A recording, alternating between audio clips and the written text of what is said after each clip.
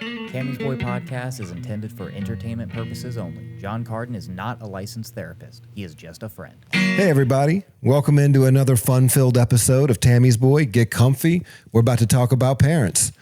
Before we get into it, a little word from my buddy and my producer, Mr. Cole Garrett. Guys, how the hell are we doing? We got another one coming at you right now. Guys, wherever you're watching this, right, we got it on YouTube. You know that. We got it on Spotify, and now we got it on all your other podcast listening platforms. And that's an accomplishment. You got to tell me that because I did it.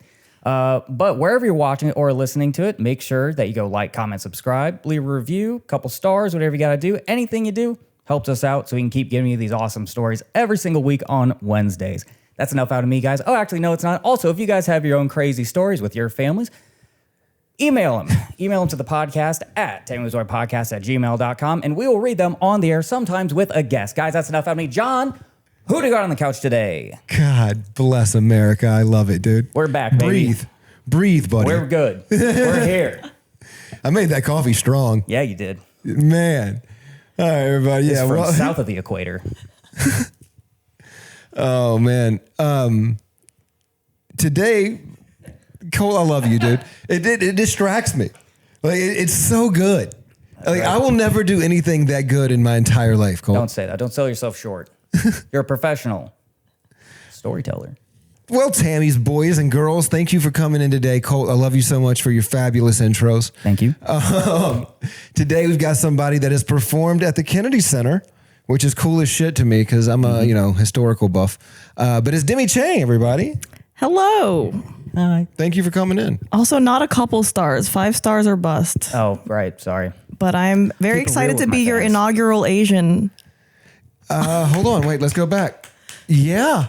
Yeah, you're the first Asian. I did check. I was like, I just want to. You checked? That's great. I just want to feel special. Well, I was going through the old episodes. I'm the kind of person who will like pre-look at a menu before going to a restaurant. So I was like checking out the episodes and I was like, huh. No, Asians. I do that. If I'm start seeing a woman and I look back through her Instagram to see her past boyfriends, like, am I her first piece of white trash?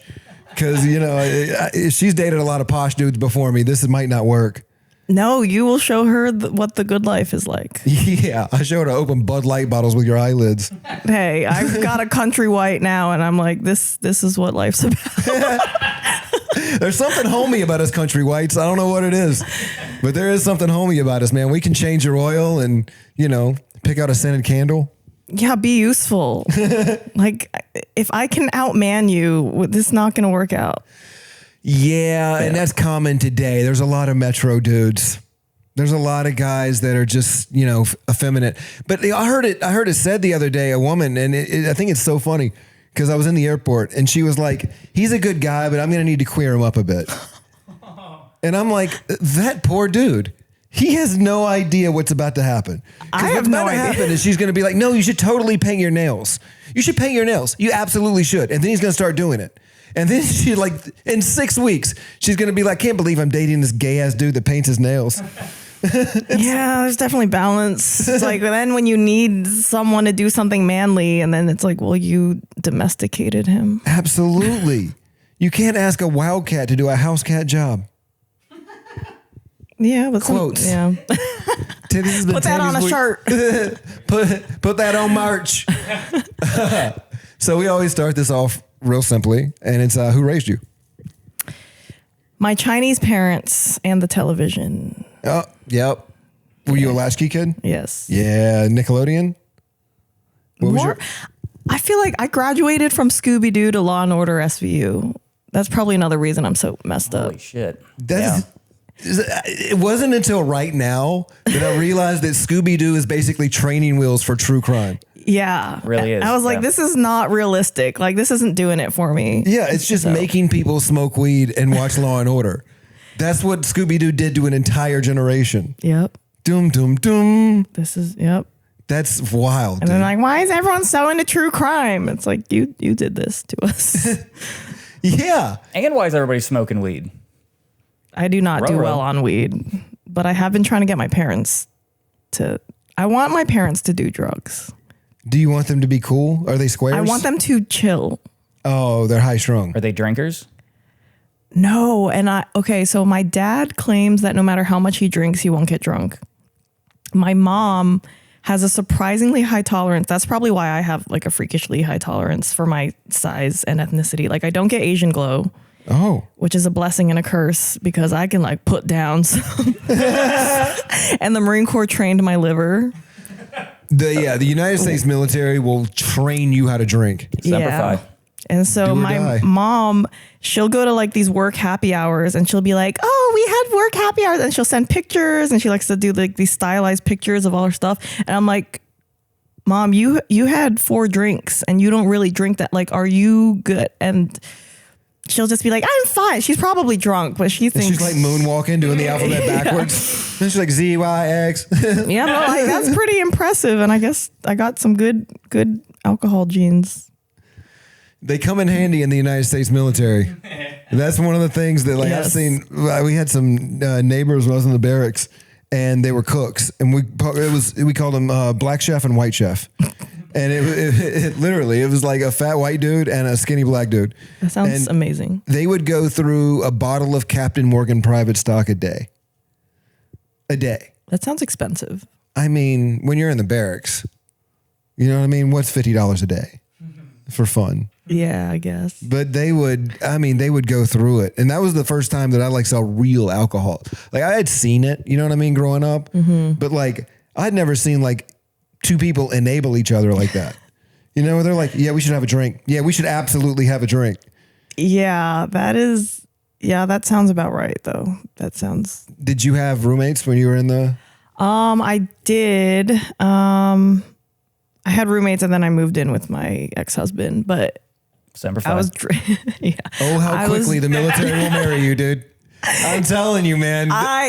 When you raise that right hand, wedding bells start to ring, dude. It's like, I solemnly swear to get married the next 6 months. No, seriously. It was like, I was an officer. And so we spent a lot of time telling like our junior Marines, like, don't do it. Like, don't. And then I just pulled some Lance Corporal shit. I was like, well, he doesn't have health insurance and he can't get on base and I would get paid more. And I was like doing the math and I was like, it makes sense to elope on my lunch break. That the Marine Corps needs me. I cannot leave for more than an hour and a half. Like it's not like they would replace me before my body's even cold. Okay, we're not going to hop over this. That is the most Marine Corps thing I have ever heard. You got married on your lunch break? Yeah. Yeah. That is. It's what every little girl dreams of, right?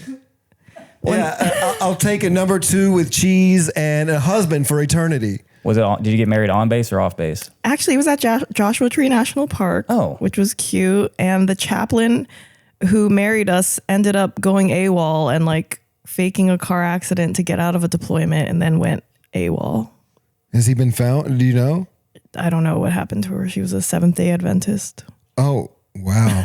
She's probably deep in a cult somewhere. Somewhere, yeah. Yeah, wearing robes. I hope she doesn't come find me. Smelling of lavender and patchouli. I don't know what 7-day Adventists do. I don't know. I think they're vegetarians or something. That's not Mormons, right? No, that's Church of Latter-day Saints. Look I need to see the family tree of religion. You're right. I have that ability. Yeah, look it up, dude. Pull it up, Jamie. Educate us, Colt. Because I have no idea what a 7-day Adventist is. That's right. And I know most religions. Rebecca knows. I would say I'm pretty versed when it comes to like, you know, Methodist, Episcopal, Pescatarian, Presbyterian. It's a Protestant. Okay. 7-day Adventist. Domination known for observance of Saturday. The 7th day is the Sabbath. I love these religions, man. Where they're just like, no, he rested on Saturday. So that's their whole thing? Yeah, probably. I guess. That's interesting branding. Yeah. Is that one of those speak in tongues ones? Well, that is Pentecostal, or no, this is Protestant. Isn't that Pentecostals? Yeah, shut up. It's great. Speaking in tongues, oh, it's so cool.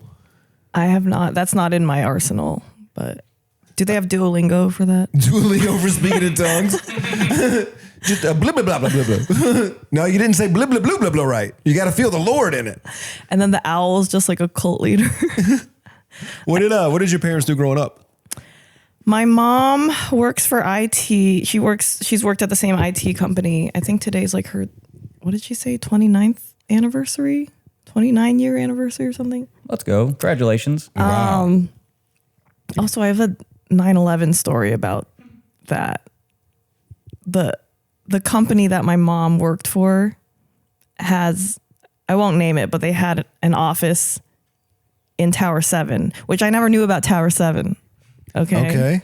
And so I went deep down the rabbit hole of Tower 7. As you do. And I saw that her company was listed there, like, because they would, like, their office would call the New York office. They would have like morning stand-ups and stuff. And so my mom had always told me that they were on the phone when the towers got hit, and that they like basically heard these people like in their final moments, is the impression I got. But then when I did the deep dive, I was like, oh, everyone in Tower 7 survived.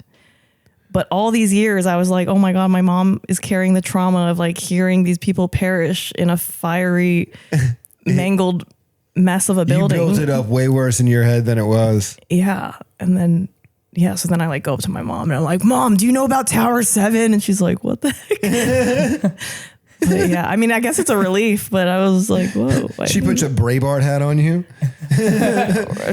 a tinfoil hat. I'm like, welcome to the family. Yeah. And then my dad was a self-proclaimed entrepreneur. Okay. So tried a bunch of different things. Yeah. He's a dreamer like me. Okay. So he would try things, and then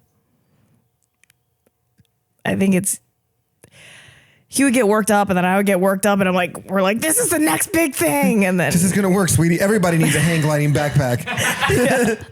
yeah, exactly. And then it wasn't, but, who doesn't need a heated umbrella? Oh, that would be like a mobile steam room kind of. You know, I'm sure. Also a fire hazard. I'm sure if you get on Temu long enough, you could find one. I'm scared of Temu. But I told my mom to get off Temu because she just kept buying stuff from it. Yeah. And I was like, Mom, they're going to steal your information. Like, stop going on Temu. And she's like, you don't like TikTok?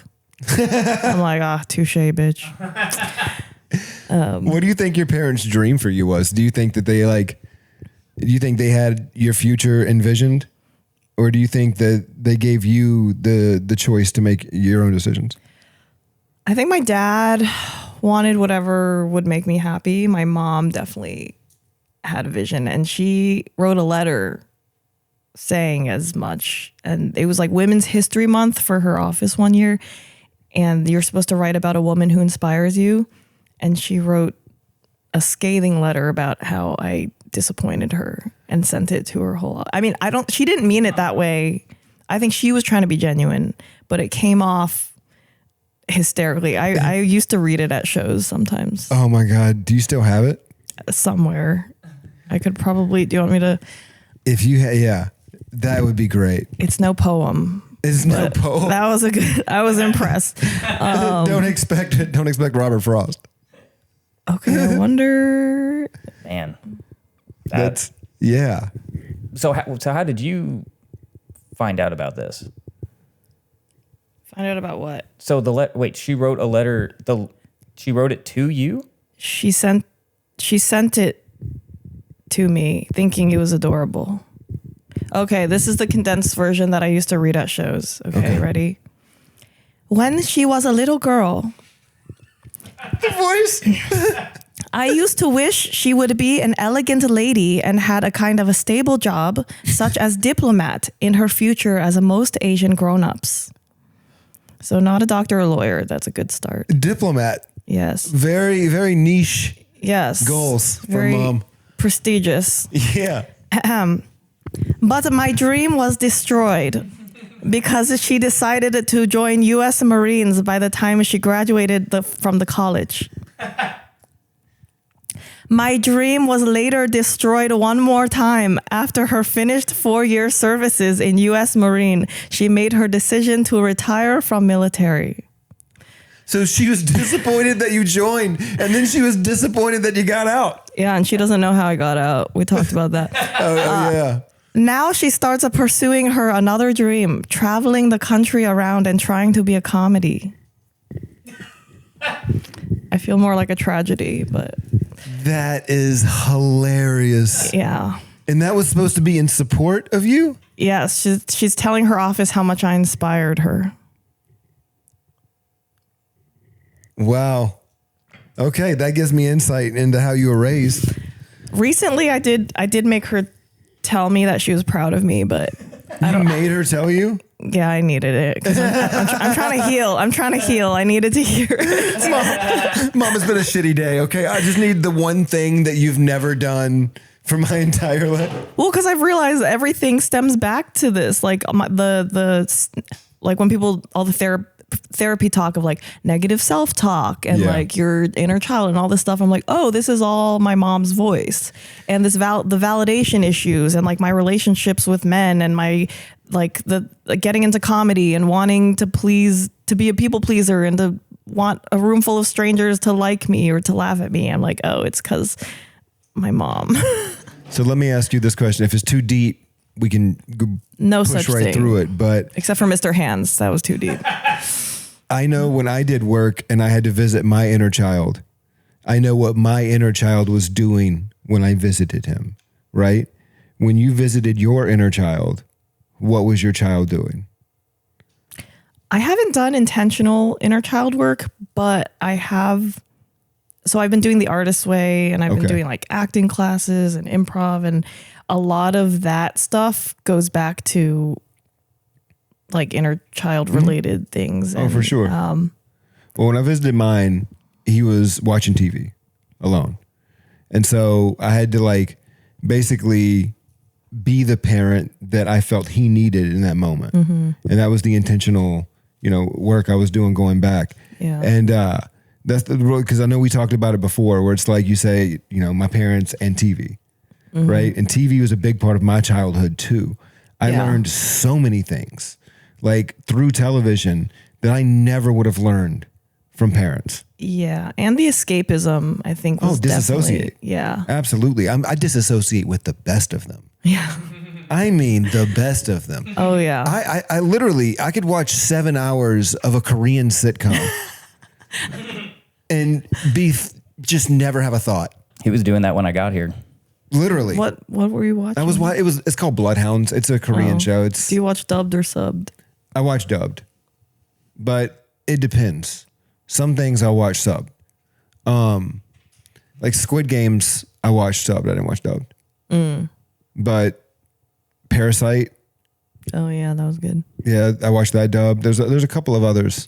I should get more into Korean stuff. I want to go to Korea for a while. I want to go too, and That's how you know they're killing it. They're like, we're making movies so good they want to come here. I know They are. Yeah, they they're are. killing. They're crushing it. I made myself watch K-pop Demon Hunters because It's really good. there was a lot of buzz, and I'm like trying. The older I get, the more I try to get back in touch with my roots. And I'm not Korean, but just I think I grew up with a lot of Asian pride, and then at some point I like rejected it, which is funny because I grew up being like, oh my god, that person's so whitewashed. Like that person, like who did they think they are? They're rejecting their culture, and then now I'm this. But I'm trying to kind of get back to my roots and like meeting people. Well, you're an Asian veteran in the Marine Corps. That's also not, that puts you in a very niche group, a very small group of people. Yeah. And I think like I've heard you talk on the show about the like being a chameleon and being able to blend in, but then there's so like Austin's the first place I've lived where there's a notable lack of diversity. And so when I want to blend in, like now it's hard for me to blend in with Asians. Like when I try to hang out with Asians now, if they're not the same shade of chaotic as me, they're like, what's wrong with you? Yeah. In Austin, it was said recently, I think it's so funny. I read it online. I'm not taking credit for this, but somebody said Austin is like Atlanta, but for white people.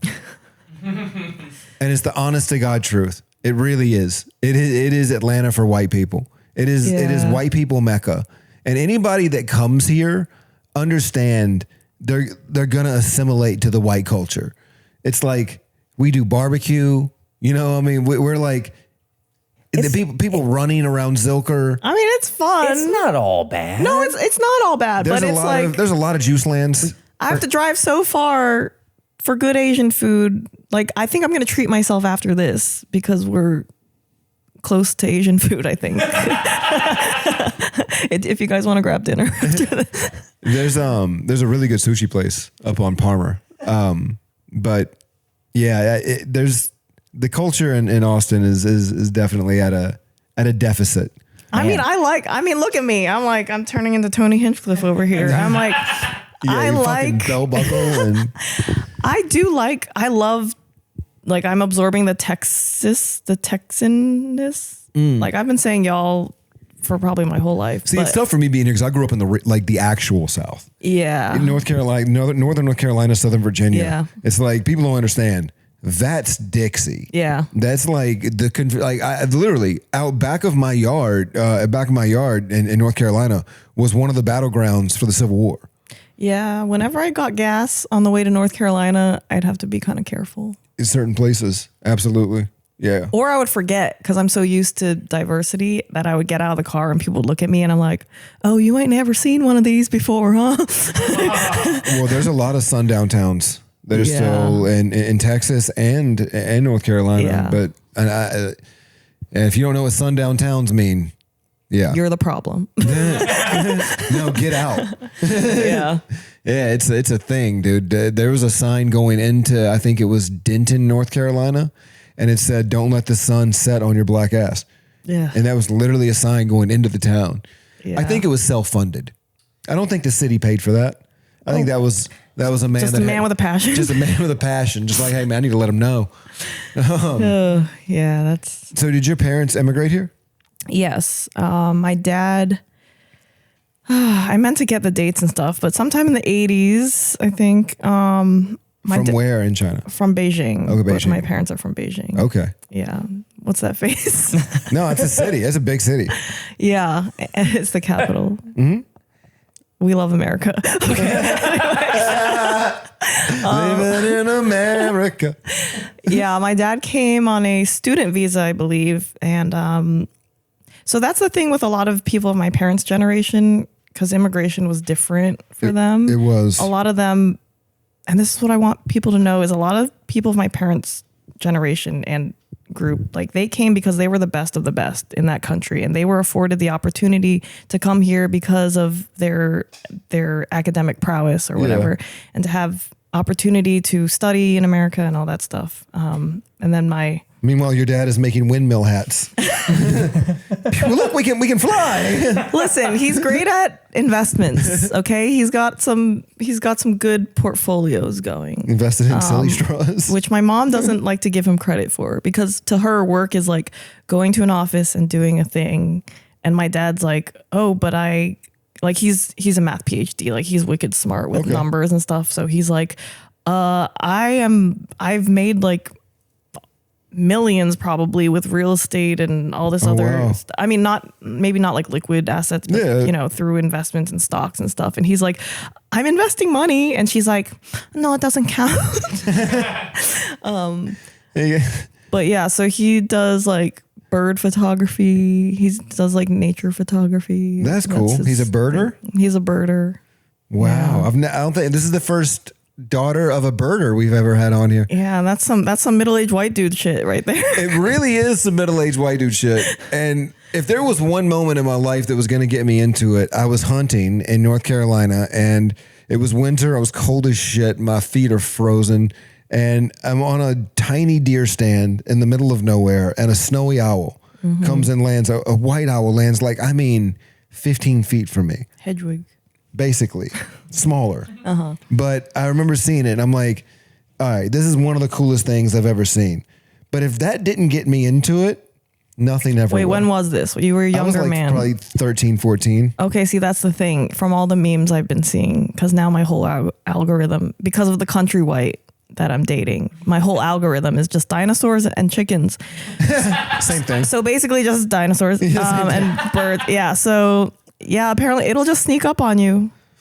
You think you're a cool guy, and then one day you're just in your backyard like... Is that a Western swallow? Yeah. Is that a gooseneck grouse? Western swallow would be a good porn name. Western swallow. What if they just had like bird-themed Wait, are you still active on your OnlyFans that you had to do for that special? No, let it go wayside. I mean, I was never going to meet all the criteria they wanted me to meet for it. I'm dying to get on that show because when I get an OnlyFans, it needs to not be my idea. It needs to be because somebody offered me money as a business opportunity, and I cannot do freaky shit while my parents are still alive. Mm-hmm. I got offered some weird shit on OnlyFans, and I hope none of them comment on this video. But wait, now we need to know. Okay, fine. no, it's you know what? It was a good money experience. I don't want to trash them too much. The production was, not quite what I needed it to be, for something I'm trying to do, but they tried and it was a good effort and I appreciate them and they paid me well. They compensated me well for it. I think it's a good opportunity for a lot of people. It's a decent cred and, go after it if but there are people that do better at that than others. And most of those people don't look like me. The people that do well. There's a market. That's what you got going for you, It's a small market. It's a very cornered, like it's gay dudes that are very lonely and depressed. Well, are they lonely and depressed and wealthy, or do they have disposable income? I mean, if I'm going to pick them, they're going to be wealthy. It's just like, I want to be respected for having talent and work ethic and all that, but I'm finding out there are people who have all this disposable income that they just want to spend on things like fart jars and feet pics. Yeah. And I feel like we're leaving money on the table by not capitalizing. I completely agree. But I do have children and I have to look them in the eyes one day. And don't you want them to be entrepreneurial? Not that entrepreneurial. Yeah, listen, that's fair. I'm white trash. I'm not that white trash. I'm not going to exploit my daughters and run their OnlyFans. No. That's, that's stuff for Florida dads. Sounds like you just need some motivation. Nope. This isn't going to be a Tony Robbins moment where you're like, the power of you can compel you to run your daughter's OnlyFans. That's not going to happen. That's not a moment that I want. That's fair. How's your relationship with your parents right now? I'm trying to do better because I realized they are not getting any younger. And I did not get along with them growing up. Like, it was pretty bad. You butted heads a lot. A lot. Like, it was... Were you in trouble a lot? Like, grounded? I wasn't really disciplined. I was just verbally abused. Punished. Yeah, Now, I have learned this. This is something we've talked about many times. Oh, we're not allowed to say abuse. No. Oh. Say abuse all you want. No, you say abuse. No, for sure. But there's there's a huge glaring difference and a fine line between punishment and abuse. Or no, punishment and discipline. Sorry. Oh. I've learned discipline is meant to construct. Punishment is meant to punish, in lack of better words. It's like it's meant to do harm more than it is to teach. I don't think I had either. I think I just had, I was just the receiving end of people who didn't know how to control their emotions in a constructive way. And so it's just like whatever comes out and it's not really, well, my dad, I think, tried to discipline me in ways. Like, he tried to be like, as a math PhD, he was very like logical about it, but it was logical to him, not necessarily logical to me. Like, I always talk about him trying to teach me math as a kid, and he was trying to teach me like the times tables as like a 4-year-old, which I didn't realize that's too early for. Well, my dad was making me memorize Latin names for bears when I was like 3 and 4 years old. That's fun. He was trying to give you. Yeah. He's like, if you're not autistic, you will be, son. Ursus maritimus, polar bear. Ursus horribilis, grizzly bear. Ursus americanus, black bear. It. See, I still know it. No, this is great. I like it. Yeah. So that sounds fun. But my dad, so he would do this thing. He'd be like, what's 4 times 9? I'm like, 36. And he's like, what's 4 times 9? And I'm like, 36. He's like, what's 4? He was a yeller. He's not a yeller anymore. He became soft in his old age, but he would like scream because he wanted to teach me the lesson that I need to be sure of what are the facts without accounting for like tone or like situation and stuff. Like, what's right is right, and don't be swayed by black and white thought. Yeah. but that effed me up like as a kid, because I'm just like, wait, is it not? Then I was like, what is reality? And yeah, I imagine that could so that was not. Yeah, that could do it. Yeah, my parents had tempers. You're just in school trying to do your times tables, crying. Like, yeah, I'm traumatized. 36, right? That's why I can't do math. I can't do math now. I'm a bad Asian. So funny thing is, I write all the time on my phone. I have a hard time with pen and piece of paper because I was punished a lot as a kid and made to write sentences. But it was extreme. The stuff that I had to do was absolutely extreme. There's no rhyme or reason for what I had to do as a child. But sentences were a tough thing for me. I had to write the same thing over and over and over again. And I have ADHD. Yeah, same. Yeah, I mean, whew. But I didn't know. I got diagnosed after the Marine Corps. Okay. And me too. I was like, I got diagnosed after the Army. Yeah, I was like, this explains so much. I thought I was just a slow Asian this whole time. If I would have had Adderall in the Army, I would be probably a lieutenant colonel by now. Yeah. I'd be gearing up to go fight in Iran. Yeah, I agree. I feel like. Also, this would have been my 20th year. Oh, wow. Yeah. You'd be a rich man. You could have decided. This would have been my 20th year. I'm 38 and I could be retiring. I'm already retired, but I could be retiring from the United States military. Well, they would stop loss your ass. But you're not. Fast. So fast. Yeah. Yeah, especially if I'm on Adderall. Then I'm like Jason Bourne. Yeah. I know. I wasn't even allowed to drink coffee. My mom didn't let me have caffeine as a kid, like in high school. I'm like, it's your fault I didn't go to a better school. I was falling asleep in school. Like I didn't have caffeine. I didn't know I had ADHD. And I was just like, why am I so stupid? And my parents were mainlining me sweet tea. I mean, I that's what we drink every day growing up, sweet tea. It's Louisiana tea with about fucking 2 cups of sugar in every single gallon. Yep. And I mean, I'm surprised I have teeth. I'm shocked with as much sweet tea as we drank growing up. We drank it every day, that or Kool-Aid. I love sweet tea. I love Kool-Aid. Kool-Aid. What flavor? Oh, cherry. Or grape. Loved grape. What was your favorite, like, if you had to go back, like one like beverage as a kid? You remember like the Ecto Coolers, the Mondos, the Kool-Aid Jammers? Did you ever have any of those? Okay, so Capri Suns. This is funny because lately they've been having Capri Suns a lot on sets or like just out and about. Yeah. And I'll be like, guys, remember when we make cell phones out of these and you fold it up and you raise the antenna and you're like, can you hear me now? And the younger kids are like, what? Like I'm finally at the age where people don't know like my references. And I'm like, what? You didn't have this? But they have like adult Capri Suns now at like with alcohol. Yeah, they'll put like shots in it with like a needle in the thing, and they make it like they do it in certain comedy clubs too. Like Mic Drop Comedy has them. Okay, they're like glow in the dark adult Capri Suns. That's what I realized as an adult. I was like, oh, adult fun's just like kid fun plus alcohol. That's pretty much it. Yeah. I mean, Dave and Buster's pretty much cornered the market on that. Oh, yeah. I'm too cheap to have fun there, but I would like to go.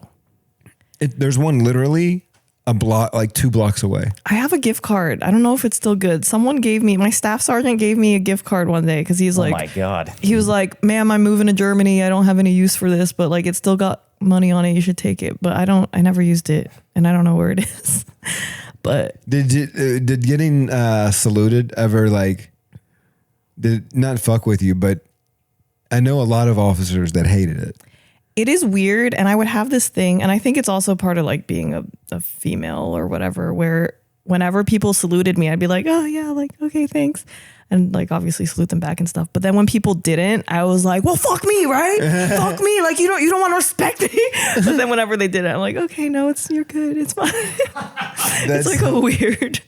It's almost like you were yelled at for math problems. Almost, yeah. for everything, yeah. It's almost like you were screamed at as a child. That's a weird thing. Yeah. Yeah. Yeah, it is weird. It's like, I don't want, like I was telling someone the other day, like I don't like I hate being the center of attention unless I have a mic in my hand. I get that. No, I get that. I like blending in. I dress very like in a way that's like every man. You know what I mean? I don't dress in a way that stands out. I've always been that way. I was also a criminal for, a certain point. So that definitely played into it. Yeah, no, I feel like you dress like someone who was in the military and probably has a record and Yeah, pretty much. In the military, because of the record, you know, Oh, is that what happened? court order? No. No, I did get arrested before I joined the military, though. I got arrested at 18 for weed in West Virginia, and I had less than 15 grams. They literally dusted the backseat of my car and found enough crumbs to test. And so it They removed did that me. to a white man? In West Virginia, Damn. everybody's white. I guess. Yep. You were, Then there's just shades of criminality at that point. dang. So yeah, they dusted my backseat. They found enough to test. I got arrested, and I was in the delayed entry program for the Air Force. I want to be a PJ. Oh, wow. I would pararescue. Yeah. And that was the dream, and that was dashed by those dastardly bastards at New Cumberland Police Department in West Virginia. Maybe they were saving you. Maybe the Army recruiter got a hold of your stuff and they were like, we're taking him. And then they staged this whole... If there's anything that anybody needs to know about the military from this podcast, if the Air Force won't take you, if the Navy won't take you, if the Marine Corps won't take you, the fucking Army will. The Army will bring you in with open arms, you little Quasimodo looking motherfucker. They do not care. Did you see they're like they're getting rid of like weed as an offense or whatever, and they're raising the enlistment age to like 44 or 42 or something. Because we're about to go to war. Yeah, but it was only the Army. Yeah. The But Army still. needs numbers right Yeah. now. The Army's, I think, is at a low for numbers. Nobody wants to join the military anymore. Patriotism's dead. Yeah. And, the benefits don't really attract people like they used to when entrepreneurship is as lucrative as it is. And especially with the young studs, a lot of them can pop on social media, show their abs to get 40,000 followers, Yeah. pop an OnlyFans, and they've made $100K in, a year. I guarantee my parents are more patriotic than most of Gen Z or Gen Alpha. Yeah. It's funny because that generation of immigrants came in at a time where American pride was definitely way higher than it is now. Yeah. Born in the USA was still on the airways. You know what I mean? People Yeah. still gave a shit about the red, white, and blue. And now it seems like the only people that really give a shit about the red, white, and blue are Republicans, and they give too much of a shit about the red, white, and blue. Yeah. Yeah. And we don't have to get too political, but my parents just keep saying we've seen this, we've seen what happens down this road. My parents grew up during the Cultural Revolution Yeah. in China. And they're basically we didn't uproot our lives to move to this country just to go through this shit again. And they are. But that's like a hell of a perspective to have, though. You Yeah. know? I mean, Yeah. it kind of, you go back and forth in your head. It was well, what is stress? Because it all comes down to stress, especially whenever there's all kinds of information on your phone, constantly happening all at once, which already lends into, if you're dealing with unresolved issues with, let's just say, your mother. I don't know. You're just throwing that out there. Stress, it's the confusion created when the mind must override the body's basic desire to choke the living shit out of somebody who desperately deserves it. Yeah. You're like a quote machine.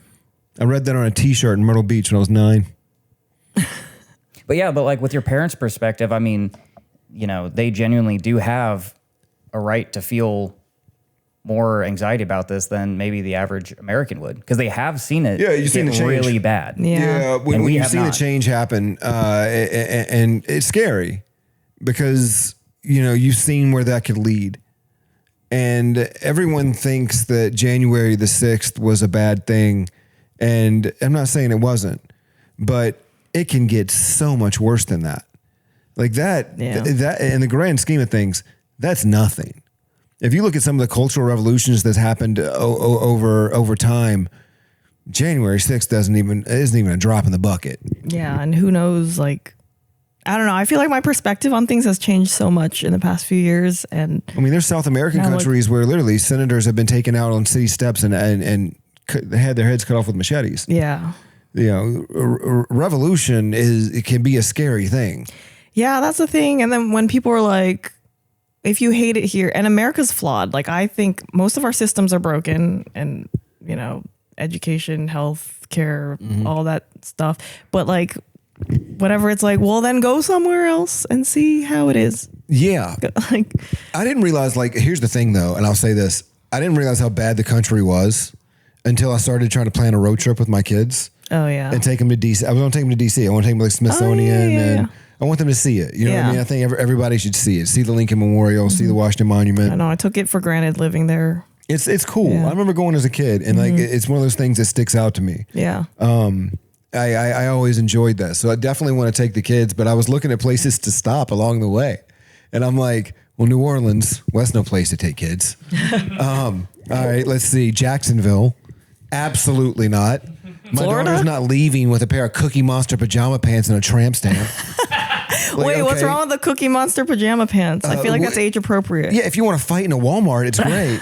If you want to fucking smoke Newports and complain about your probation officer, Cookie Monster pajama pants are the way to fucking go. Yeah, but isn't the problem that it's a full-grown adult wearing the Cookie Monster? Like if it's a kid wearing them, then No, she's almost 16. Oh, It's old enough to where it's dangerous. Okay, yeah. Okay. And then there's Charleston, South Carolina. I'm like, oh, we could stop there and show them the pinnacle of what slavery built.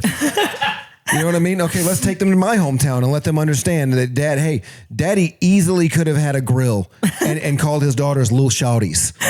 That easily could have happened. You know what I mean? And then let's take him to DC, where the pinnacle of homelessness exists, where the peak of all homeless people. All homeless people pray to DC. It's their mecca. You know, the homeless there are built different. Like we have homeless people in Austin, but the weather's pretty nice. In DC, I was there when it was like an ice storm. And they fall out of trees. It's insane. Walking through the park across from the Capitol, you literally see homeless people falling out of trees. I'm not making that up. That is a real thing. What are they doing in the trees? I've never seen them in the trees. I believe you, but they sleep in the trees sometimes.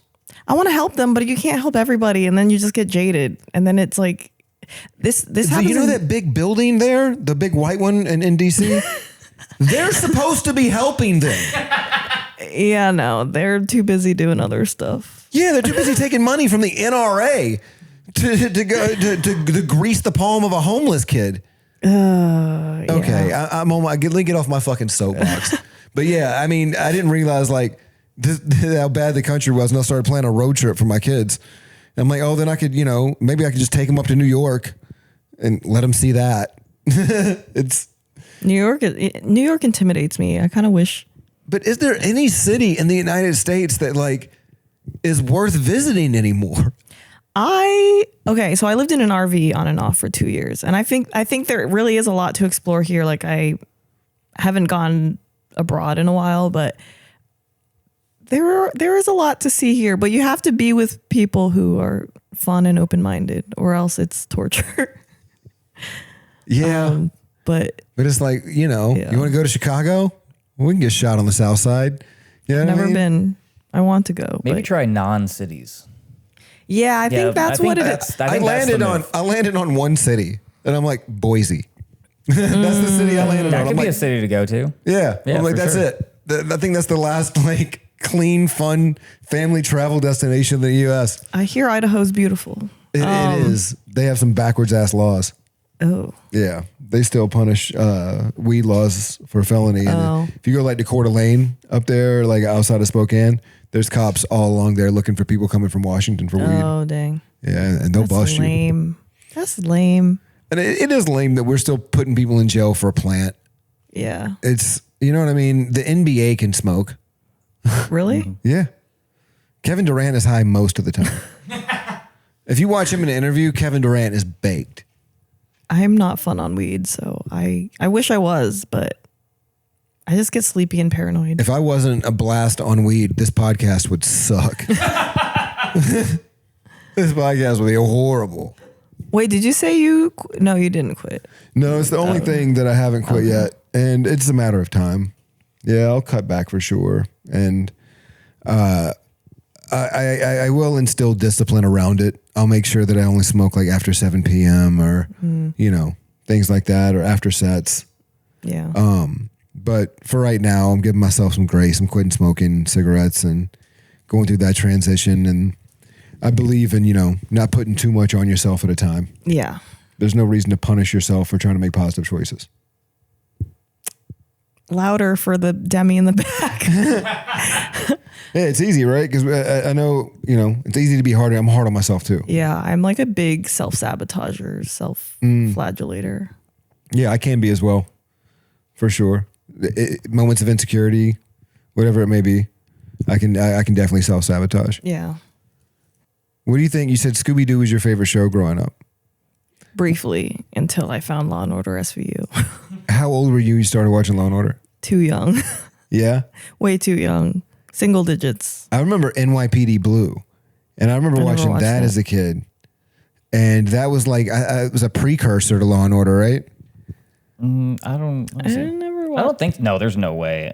I don't think they're related. I wonder if NYPD Blue came out before Law & Order or after. I just can't believe they're still going strong. Like I follow Mariska Hargitay on Instagram and she's still killing it. NCIS is still going too. That's crazy. Oh yeah, I never watched that. I did. I watched a season. I don't like. Also, I got interrogated by NCIS and I don't like them. Oh, I get it. Yeah, I got interrogated by CID. It's scary. Yeah. There was a meth lab in the barracks room. Oh. Law and Order is older, 1990. Oh yeah. Yeah.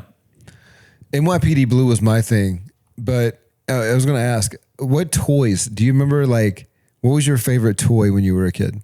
I was a big Barbie person, Beanie Babies. Oh my God, my dad would come back from China with all these counterfeit toys, just like fake Beanie Babies, fake. What's the statute of limitations on fake Pokemon cards, fake DVDs or bootleg stuff? Yeah. Oh, we had so many bootlegs growing up.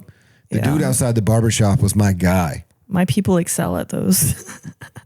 Yeah. Yeah. Yeah, that's true. You guys walked so black people could run with it. It was always wild. It's like as soon as a movie comes out, there's people selling it outside in a suitcase. It's still playing in theaters, and then you just get the DVD, and people are like walking in front of the camera and stuff. Yeah, walking in front of the camera. You would hear somebody chewing popcorn in the background. Yeah. Yeah. Everybody, you would hear the laugh track because everybody in the theater's laughing.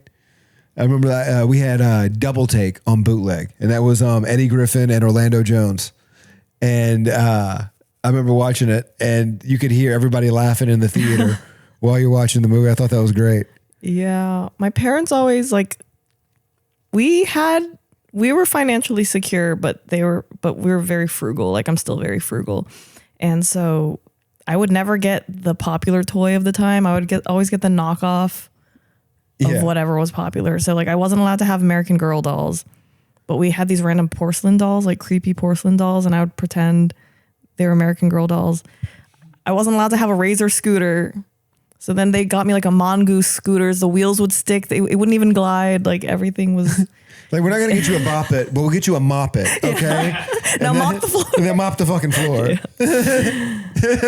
Yeah. It's just, that's funny because I remember getting a lot of toys from like Goodwill and shit, and you don't know what brand it is. Yeah. Yeah, the same thing. Yeah. And it's not like a complaint, but it's just funny, especially looking back and then sometimes seeing the price difference where maybe it wasn't even that big of a price difference, but out of principle, it was like, oh, this one better deal. Yeah.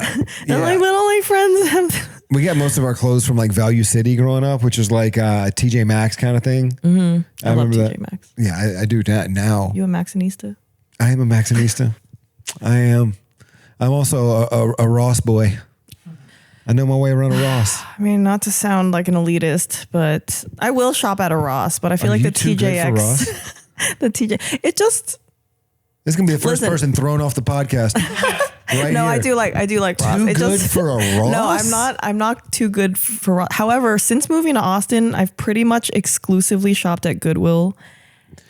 And I take my daughter to the bins.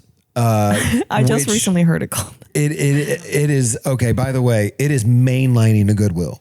It is tying off and just injecting. Wait, is the bins different than Goodwill? Oh yeah. Someone was talking about it recently, so but then it's a warehouse room full of bins that they throw all the stuff they're taking off the shelf at Goodwill. They keep it on the shelf for like 10 or 15 days or something, and then they put it in a bin. and then it goes to the warehouse. Where I want to go. It's in Round Rock. It's Wait, not far someone away. told me. Oh, they put it in the rich part of town. And then it's not quite to Round Rock. It's North Austin, but I think it is Wilco. Anyway, I take my daughter all the time, and you can get like 10 pounds of clothes for like $20. I want to go. I like a good, like I got into Lululemon. Like I got like all my Lululemon is thrifted, and not because of the brand name, just because I live in athleisure. But then I'm like, people are paying retail for this. I don't know. I don't know if I can ever pay retail for anything ever again. Yeah, it's a problem. I don't like paying full price for anything at all. I even like when I have to do the thing when I'm on the road and give them the card for incidentals, I get them down on that. And I'm just like, yo, $100 a night? You can't do $50 a night? That seems fair. Yeah. I do that. You would think I would be better at negotiating with how cheap I am, but I used to be embarrassed about it because I thought it was indicative of the fact that I was poor, until the fact that I was around rich people and I saw the way they were. And I mean, they get every discount, like everything. I was with a guy that's worth literally like over $100 million. Yeah. And he went to dinner at 5:00 because it was half price for him. I've heard that a lot, where they're like, the rich stay rich, not because they are good at spending it, but because they're good at saving it. Yeah. Now that's what I was going to ask. Is that, do you have more respect for that, or do you have more respect for someone who has money and is like, I'm going to put my money back out there, back in the system, and be like, I can do it. I'm going to do it. I have respect for honoring your goals. What's your goal? Is your goal to leave generational wealth, or is your goal to have a good life because you only get one? Die with zero. Have you heard of that? Yeah, I get that. I'll die with -1 million if you let me.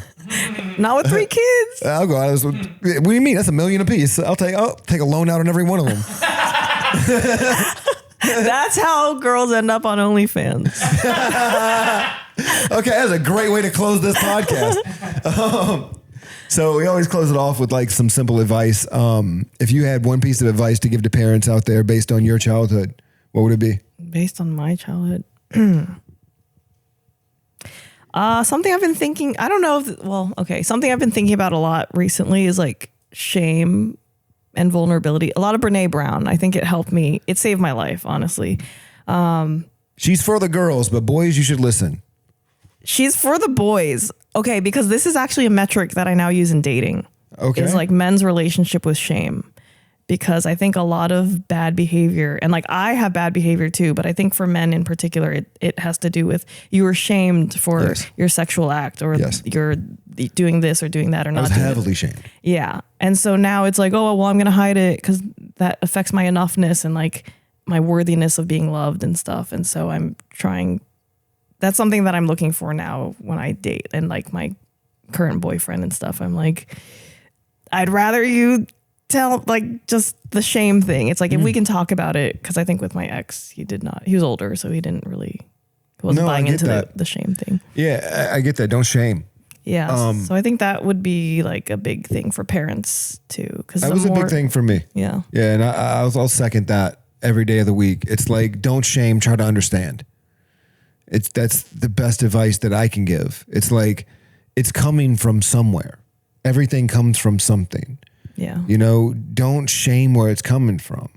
Understand where it's coming from. Yes. Take the time to pay attention to what's causing this and what's making this, prevalent in their lives, whatever it may be. Yeah. No, that's a big thing. I'm like, Mom, you never asked how my day was. And she's like, yeah, but I paid for your classes and I drove you everywhere. Yeah. And like the different love languages and stuff. But yeah, just be empathetic and don't shame people. I love that. Yeah. This has been a great episode. Fabulous. Thank you. Yeah, I was like, there's not as much childhood stuff, but I think we solved all of America's problems. You know what? I think we did. But it was fun. 3 veterans on a couch. I like it. Yeah. That's the thing is like, I don't make this podcast be anything other than, let's just talk about your parents and see where it goes. Yeah. No, it was fun. Mm-hmm. I'm like, hopefully we're friends now. We are friends. We are friends. This was fun. Yeah. I think that this has been one of the, like, I didn't expect the insight from like military stuff because I wasn't familiar with the fact that you were an officer. And so that it almost like when you said it initially, it kind of intimidated me a little bit Because I remember like as being in the military as a young fucking private, officers are like the scariest thing on the planet. You don't talk to them. You don't look at them. You know what I mean? Yeah. You just like let them do their thing, right, and you do your thing. Yeah, and it's interesting because I know we have to wrap up soon, but I did initially try to enlist, and then my mom hid my birth certificate, my social security card. Like, she really did not want me to join. And eventually I was like, okay, my parents came to this country partly so that I could have an education and all this stuff, even though I was like, college is a big business. Screw that. Like, I ain't doing it. I think that's when I started to peek behind the curtain. But eventually I was like, okay, I'll get my degree. And I mean, my personality and everything, probably not a good fit for the military, but Yeah, me either. But I'm a nonconformist. yeah, So it's very difficult for me to fall in line yeah, but without probable cause. You know, Yeah. like don't just tell me I got to be there at 1 because I have to fucking be there at 1. You know what I mean? Like that, yeah, because we question stuff. They don't want that. Yes. Yeah. And also, don't waste my time. I only have so much. I'm already going to give you so much time when I'm deployed. Yeah. When I'm stateside, let me fuck off a little bit. Yeah. It's very hard for me to like fall in line when everything's made up and the points don't matter, but it feels like the burden. Like I remember as soon as I got out, I was like, I could just go to jail. Like when you're on active duty, everything's so scary. Like I was like, if I breathe wrong, they're going to get me. They still got me, but but yeah. We'll save that for another day. Yeah, that's where Patreon right there. Yeah, but yeah, so I kind of became an officer just because I felt like I had to go to college. But yeah. Well, this has been a good episode. Look at me using my degree. We're gonna put a pin in that. We're gonna get you back on the couch, and we're gonna delve into that, I guess. And maybe, I don't know, she wants to talk more about, family dynamic, mom and dad. Yeah. Asian trauma. We can talk more about it next time. Emotional damage. Well, guys, thank you for tuning in. This has been another fun-filled episode of Tammy's Boy. I hope you enjoyed it. Our rants and our banter, it was fun for me. Hope it was fun for you. Keep doing what you're doing, liking, subscribing, sharing. Keep trying to make us the best podcast in the world. We'll keep trying to be that. Thank you guys so much for tuning in. I'm going to go to a concert. Let's have some fun. See you guys. Bye. Did your family bring joy? Was your childhood destroyed? Hey, it's Tammy's Boy. Is your mama alive? Did your daddy make you cry? Hey,